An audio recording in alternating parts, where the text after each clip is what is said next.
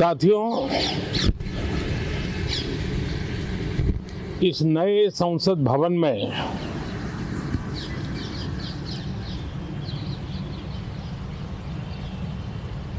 जो पहला सत्र हुआ था, उसके आखिर में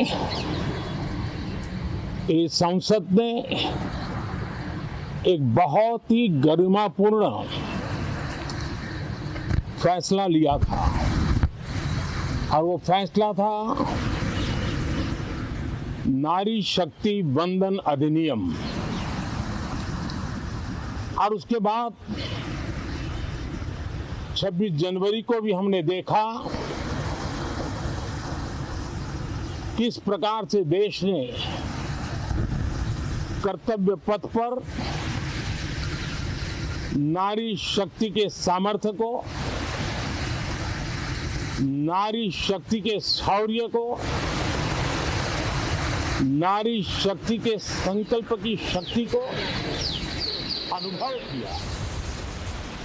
और आज बजट सत्र का आरंभ हो रहा है, तब राष्ट्रपति द्रौपदी मुर्मू जी का मार्गदर्शन और कल निर्मला सीतारमण जी के द्वारा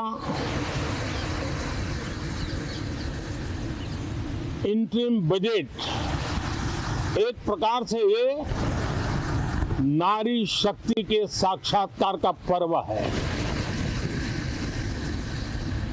साथियों, मैं आशा करता हूं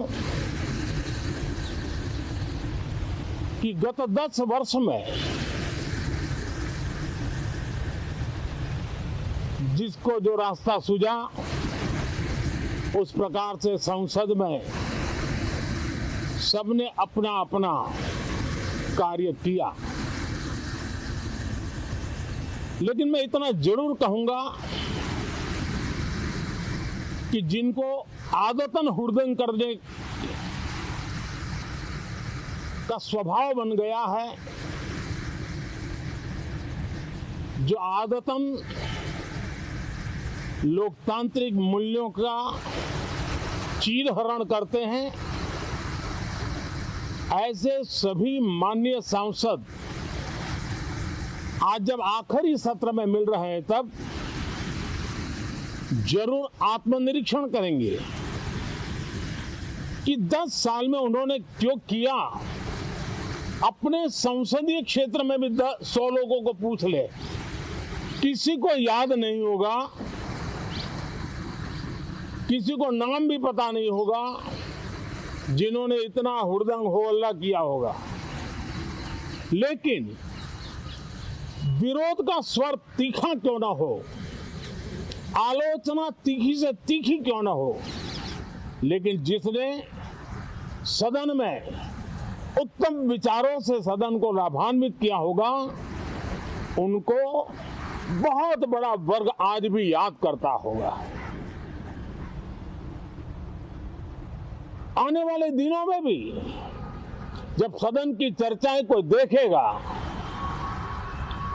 तो उनका एक एक शब्द इतिहास की तवारीख बन करके उजागर होगा। और इसलिए जिन्होंने भले विरोध का किया होगा, लेकिन बुद्धि प्रतिभा का दर्शन कराया होगा, देश के सामान्य मानवी के हितों का कंसर्न दिखाया होगा, हमारे खिलाफ तीखे से तीखी प्रतिक्रिया की होगी, उसके बावजूद भी मैं अवश्य मानता हूं कि देश का एक बहुत बड़ा वर्ग, लोकतंत्र प्रेमी सभी लोग इस व्यवहार की सराहना करते होंगे। लेकिन जिन्होंने सिर्फ और सिर्फ नकारात्मकता, हुड़दंग, शरारतपूर्ण व्यवहार ये जो किया होगा, उनको शायद ही कोई याद करे। लेकिन अब ये बजट सत्र अवसर है, पश्चाताप का भी अवसर है, कुछ अच्छे फुटप्रिंट छोड़ने का भी अवसर है। तो मैं ऐसी सभी माननीय सांसदों से आग्रह करूंगा कि आप इस अवसर को जाने मत दीजिए, उत्तम से उत्तम परफॉर्म कीजिए, देश हित में उत्तम से उत्तम अपने विचारों का लाभ सदन को दें और देश को भी उत्साह और उमंग से भर दें। मुझे विश्वास है, आप तो जानते ही हैं कि जब चुनाव का समय निकट होता है तब आमतौर पर पूर्ण बजट नहीं रखा जाता है। हम भी उसी परंपरा का निर्वाह करते हुए पूर्ण बजट नई सरकार बनने के बाद आपके समक्ष लेकर के आएंगे। इस बार एक दिशा निर्देशक बातें लेकर के देश की वित्त मंत्री निर्मला जी हम सबके सामने कल अपना बजट पेश करने वाली है। साथियों, मुझे विश्वास है कि देश नित्य प्रगति की नई नई ऊंचाइयों को पार करता हुआ आगे बढ़ रहा है। सर्वस्पर्शी विकास हो रहा है, सर्वांगीण विकास हो रहा है, सर्व समावेशक विकास हो रहा है। ये यात्रा जनता जनार्दन के आशीर्वाद से निरंतर बनी रहेगी। इसी विश्वास के साथ फिर आप सभी को मेरा राम राम।